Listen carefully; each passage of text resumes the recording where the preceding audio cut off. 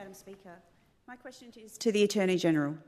Attorney-General, our 17-strong team came into government left with a broken justice system that was left in crisis, with long-term overloaded courts, capacity issues and delays that put strain on our whole system. Instead of taking action, the former government sat back and allowed the system to further deteriorate. It's something that I have witnessed personally as a prosecutor for the Department of Education. Since coming into office, I have watched you waste no time meeting with key stakeholders, identifying and fixing issues. Can you please update the House on the urgent reforms this government is delivering? Attorney-General. Thank you, Member for Fannie Bay, and I think your constituents would be quite surprised to hear that you did work in the prosecutions area, so well done for that, and look at you now helping sort out the mess that Labor has left.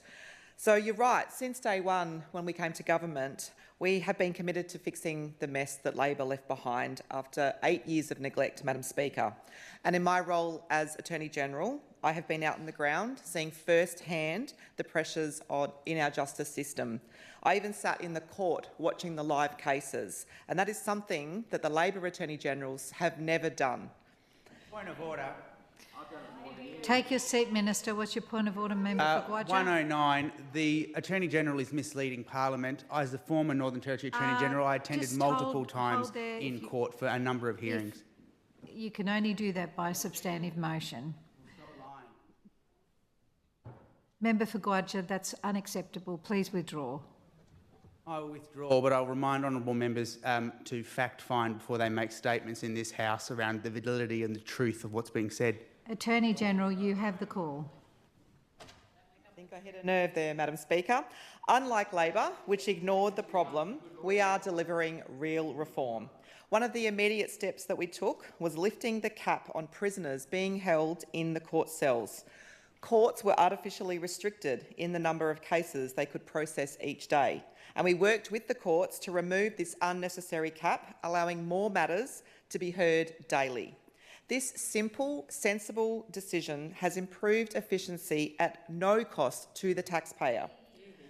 We have also expanded the capacity of our local courts. In both Darwin and Alice Springs, courts now have the flexibility to run 2 bail and arrest courts simultaneously.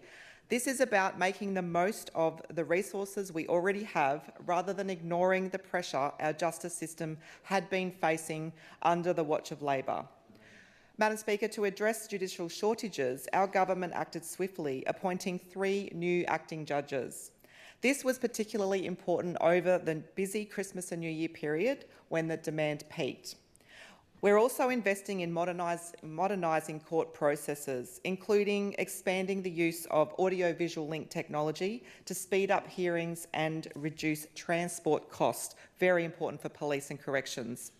And, Madam Speaker, can you believe that Labor only gave our prosecutors a 12-month contract?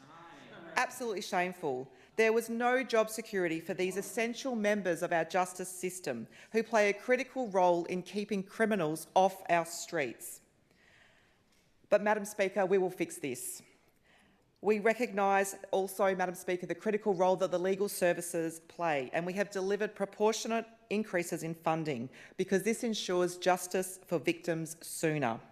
Labor allowed court backlogs to spiral out of control. Madam Speaker, we have made a lot of changes, but we're not there yet, and this is not a set and forget approach. This is real reform, and we will demonstrate real results this year, and you'll continue to see our government get things done. Thank you, Madam Speaker.